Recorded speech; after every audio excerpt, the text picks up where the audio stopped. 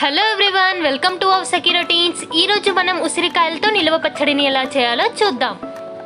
ఇక్కడ నేను 500 గ్రామ్స్ ఉసిరికాయలని తీసుకున్నానండి. వీటిని శుభ్రంగా కడుక్కొని పొడి బట్టతో తడి లేకుండా తుడుచుకోవాలి.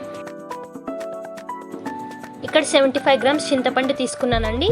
ఒక బౌల్లో తీసుకొని వీటిని శుభ్రంగా కడిగి ఈ నీళ్ళను వంపేసి వేడి నీళ్ళలో నానబెట్టి ఉంచుకుందాం.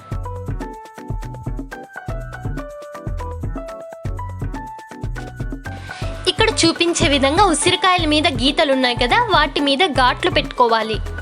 ఇలా చేయడం ద్వారా మనం వేసే మసాలాలన్నీ ఉసిరికాయ లోపలికి వెళ్ళి మంచి టేస్ట్ ఇస్తుందండి.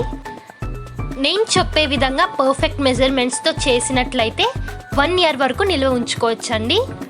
ఇక్కడ ప్యాన్లో 1.5 టేబుల్ స్పూన్ ఆవాలు, 1 టేబుల్ స్పూన్ మెంతులు వేసుకొని వేయించుకోవాలి. వేయించిన తర్వాత వీటిని పౌడర్ చేసి పక్కన పెట్టుకున్నానండి. వేడి నీళ్ళలో నానబెట్టిన చింతపండుని గుజ్జు తీసి ఒక బౌల్లో పెట్టుకున్నానండి.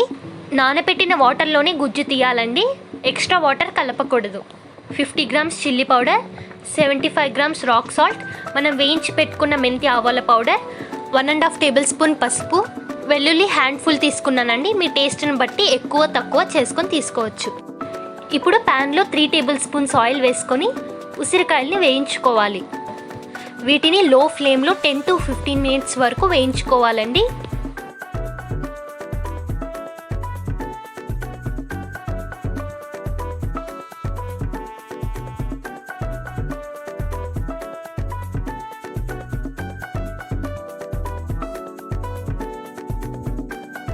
వేగాయండి, ఒక బౌల్లో తీసి పెట్టుకోవాలి.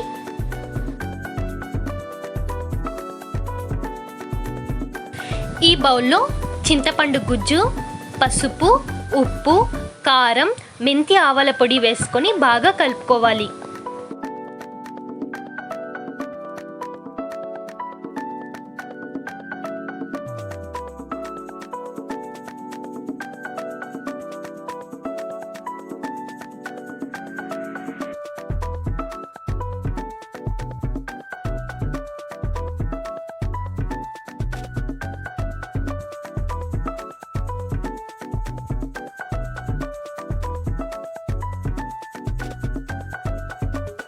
బాగా కలిపి పెట్టుకున్నానండి. అదే ప్యాన్లో 1/4 కప్ అంటే 250 గ్రామ్స్ వేరుశనగ నూనె కానీ నువ్వుల నూనె కానీ వేసుకోవాలి. నేను వేరుశనగ నూనె తీసుకున్నానండి. మీడియం ఫ్లేమ్లో పెట్టుకొని ఆయిల్ని బాగా హీట్ అవ్వనివ్వాలి. ఇందులో 1 టేబుల్ స్పూన్ జీలకర్ర, 1 టేబుల్ స్పూన్ ఆవాలు వేసుకొని ఎండుమిరపకాయలు, వెల్లుల్లి రెబ్బలు వేసుకొని వేయించుకోవాలి. పోపులో కరివేపాకు ఆప్షనల్ అండి. ఉసిరికాయల గురించి ఎంత చెప్పినా తక్కువేనండి. త్రిఫలాలలో ఇది ఒకటి. మార్కెట్లో ఎప్పుడు దొరికినా వదలకుండా తెచ్చుకోండి. ఇలా పచ్చడి చేసుకోవడం వల్ల సంవత్సరం పాటు నిల్వ ఉంటుంది కాబట్టి ఆరోగ్యం మన చేతుల్లోనే. మసాలా కలిపిన ఉసిరికాయలను ఇందులో వేసేద్దాం.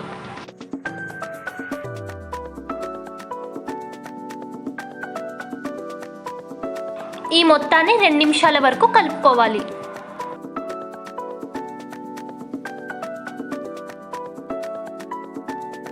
చల్లారిన తర్వాత ఉసిరికాయ పచ్చడిని గాజు సీసాలో కానీ జాడీలో కానీ నిల్వ ఉంచుకోవాలి. చూసారు కదా ఫ్రెండ్స్, ఈ వీడియో మీకు నచ్చినట్లయితే లైక్ చేయండి, షేర్ చేయండి, కమెంట్ చేయండి. మరిన్ని వీడియోస్ కోసం మా ఛానల్ని సబ్స్క్రైబ్ చేయండి.